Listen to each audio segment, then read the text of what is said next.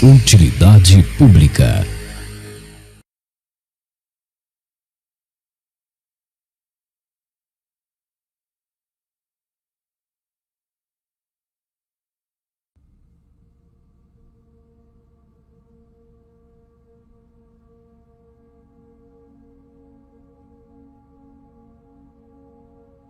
Por que nascemos? Nascemos porque nossos pais procriaram. Em tese, não haveria muito mais a ser dito. Poderia encerrar este texto aqui, mas não. Continuaria a escrever porque, já que nasci sem que pudesse ser consultado, visto que eu não existia antes da minha concepção, sinto-me no direito de julgar a vida agora que estou velho. E pouco importa que a minha situação não esteja entre as piores enfrentadas por seres sensíveis ao longo da história natural. O direito continua existindo. Direito não. O dever sagrado de avaliar as coisas que todos temos e praticamos o tempo todo, até mesmo os que acreditam que se abstêm de fazer julgamentos. Meus pais também foram colocados no mundo da mesma forma, sem que pudessem ser consultados e em situações bem piores que a minha. Minha mãe nasceu numa cidadezinha no nordeste de Minas, colada na Bahia, filha de pais do interior baiano, no final da década de 1950. Foi criada no interior da Bahia e depois mudou-se para Salvador, onde acabaria conhecendo meu pai, que morou lá no início de sua carreira. Já meu pai nasceu em São Paulo em meados da década de 50, filho de mãe grega e pai polonês que haviam chegado ao Brasil no ano anterior, fugindo da miséria e opressão causadas por conflitos civis e ditaduras na Europa pós-Segunda Guerra Mundial. Um detalhe diferente antes do meu nascimento ou antes do nascimento dos meus pais, e nós nunca teríamos existido. Se um determinado tirano austríaco tivesse conseguido entrar na Academia de Belas Artes de Viena, meus avós paternos não teriam se conhecido, meu pai não teria nascido e nem eu.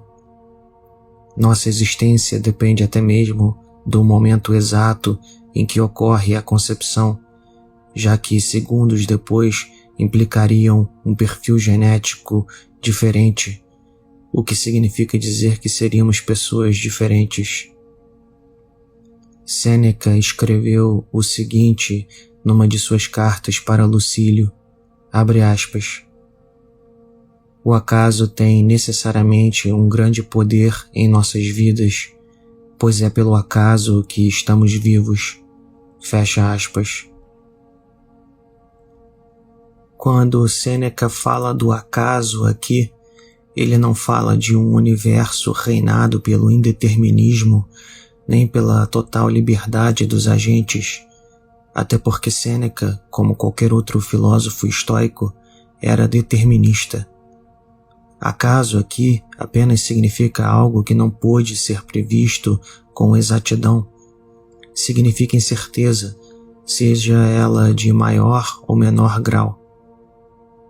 É no meio das incertezas que as nossas ações contribuem para que o que quer que tenha sido determinado por causas anteriores venha a acontecer. Entretanto, independentemente se aceitamos o estoicismo ou não com respeito ao determinismo, há coisas que podemos ter plena certeza. Sobre elas falarei um pouco mais adiante. É estranho pensar que, se houvesse uma pequena diferença nos acontecimentos passados, nenhum de nós estaria aqui. Os venusianos e jovianos inexistentes são os que tiveram a maior sorte. Seus planetas foram incapazes de sustentar a vida. Já o nosso era do tamanho certo, ficou a uma distância certa do Sol e teve os compostos químicos certos para o surgimento da vida, que brotou aqui e nunca mais parou de se multiplicar. Infelizmente, dado o acaso de estarmos vivos, só nos resta aturarmos a existência como ela é ou lamentá-la. Lamentar não adianta muito, admito, mas você estaria enganado se pensasse que só pessimistas lamentam a existência. Parte considerável dos humanos ao longo de nossa breve história na Terra lamentaram sua condição. Até mesmo muitos dos que defenderam a manutenção da espécie humana e a nossa expansão para as estrelas lamentaram o seu quinhão, de certa forma. Afinal, se a maioria de nós estivesse realmente satisfeita desde o começo, jamais teríamos saído da savana há dezenas de milhares de anos atrás. Estávamos tão insatisfeitos com nossas vidas que nos espalhamos para todos os continentes ainda na pré-história. Só viver nunca bastou ao ser humano. Temos que agradecer a consciência por isso. Ela, que é a nossa maldição, também é fruto do acaso natural. Por 165 milhões de anos, os dinossauros reinaram no topo da cadeia alimentar do planeta. Porém, há 66 milhões de anos atrás, um asteroide de mais de 10 quilômetros de diâmetro colidiu com a Terra, extinguindo a maioria das espécies, principalmente os grandes animais, aqueles que necessitavam de mais nutrientes para sobreviver. Isso abriu espaço para os nossos pequenos ancestrais mamíferos se desenvolverem e dominarem o mundo. Num certo momento, uma dessas espécies começou a acordar do eterno presente no qual habitam os outros animais, nossos irmãos. Foi o despertar da consciência humana que amaldiçoou a espécie com a lucidez. A seleção natural escolheu indivíduos cada vez mais conscientes de si, conscientes do passado, presente e futuro. Esse foi o nosso nascimento, num sentido coletivo. Não há muito mistério, embora não entendamos alguns dos pormenores. Do acaso da abiogênese até o acaso das diversas extinções em massa que permitiram o surgimento de novos seres sensíveis, sendo o humano um deles. E aqui nós estamos, nesta fossa, graças a acasos que, na verdade, foram determinados por causas anteriores. Acasos predestinados.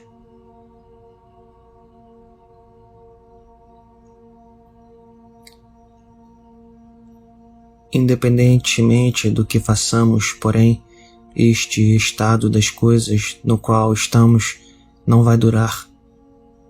Chegará um dia que seguiremos o caminho dos fósseis que expomos em museus. Por conta da nossa incapacidade de prever todas as coisas de forma precisa, não temos muitas certezas, é verdade.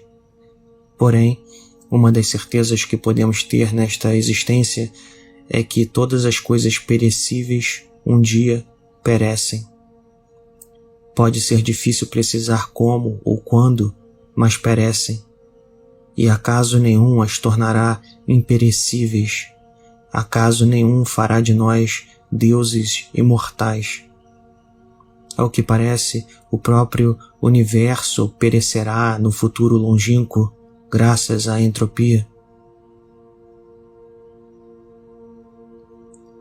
Pode parecer que não, mas eu já frequentei a igreja numa época da minha vida. No caso, refiro-me à Igreja Católica. Nunca gostei de cantar, então ficava quieto nos momentos de cantoria, que não eram tantos, graças a Deus. Mas eu me lembro de uma música que escutava na igreja cujo refrão dizia: céu e terra passarão, mas a sua palavra não passará. Essa letra vem de Mateus capítulo 24, versículo 35, verso bíblico no qual Jesus diz exatamente isso sobre os seus ensinamentos. Mas a sua palavra passará sim. Os netos dos nossos netos um dia morrerão. A raça humana deixará de existir, de um jeito ou de outro, como toda espécie de ser vivo. Num certo momento do futuro, toda a vida vai deixar de existir neste oásis de sofrimento que chamamos de Terra, oásis esse que se encontra no meio de um espaço infinito e estéril. É claro que verdades universais e necessárias, se elas existem mesmo, continuarão sendo verdades.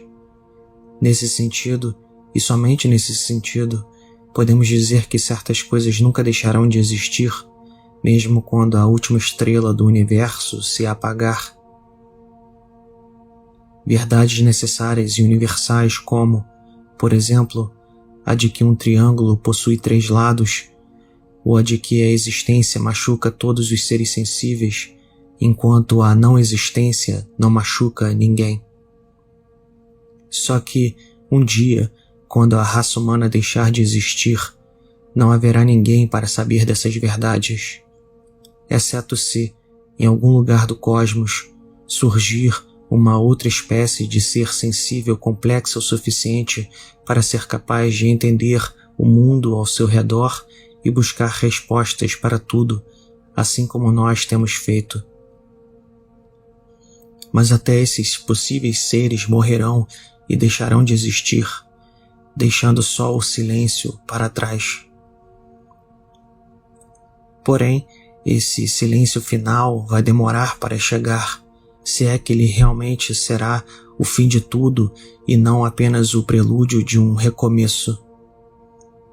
Antes dele, haverá mais do que tempo suficiente para uma quantidade quase que inimaginável de sofrimento. Enquanto existirem seres sensíveis, enquanto eles todos não perecerem numa última extinção universal, haverá dor, pelo menos de algum tipo. E enquanto houver ao menos um ser que, além de senciente, é consciente, haverá o entendimento da dor. Em Parerga e Paralipomena, Schopenhauer escreveu o seguinte, abre aspas, se o sofrimento não é o primeiro e imediato objeto de nossa vida, então nossa existência é a coisa mais inconveniente e inapropriada do mundo, pois é absurdo supor que a dor infinita, que abunda em todo lugar no mundo e brota da carência e miséria essenciais à vida, possa ser sem propósito e puramente acidental. Nossa suscetibilidade para a dor é quase infinita, mas para o prazer tem limites estreitos. É verdade que cada pedaço separado de infortúnio parece ser uma exceção, mas o infortúnio em geral é a regra. Fecha aspas.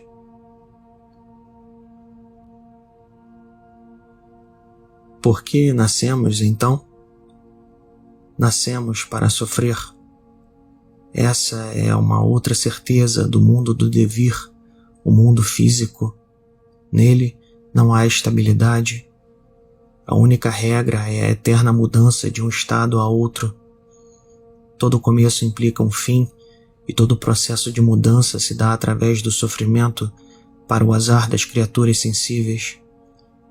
Daí a preferência pelo vegetal, ou, melhor ainda, pelo mineral, expressa por alguns pensadores considerados mais sombrios. Mas eles não são sombrios por mero gosto, eles o são por serem demasiadamente lúcidos. É a lucidez que traz o horror da realidade ou do destino, o horror fati, termo cunhado por Júlio Cabreira para se contrapor ao amor fati nietzschiano. Não é todos os dias que descobrimos fazer parte de uma grande história de terror cósmico. Nessa história, somos marionetes de uma força invisível que permeia tudo, uma entidade brutal e irônica que ri dos planos dos homens e de suas fantasias. O pior de tudo é que não temos a menor possibilidade de escapar dela. A única forma de não participar do grande e horripilante épico da existência é não ser gerado e trazido ao mundo algo que está para além do alcance de todos os que já estão aqui. Podemos até contribuir aqui e ali para não multiplicarmos a dor, mas a maior consolação de todas vem através do conhecimento de que, provavelmente, tudo um dia perecerá, até mesmo o cosmos. Pelo menos assim espero.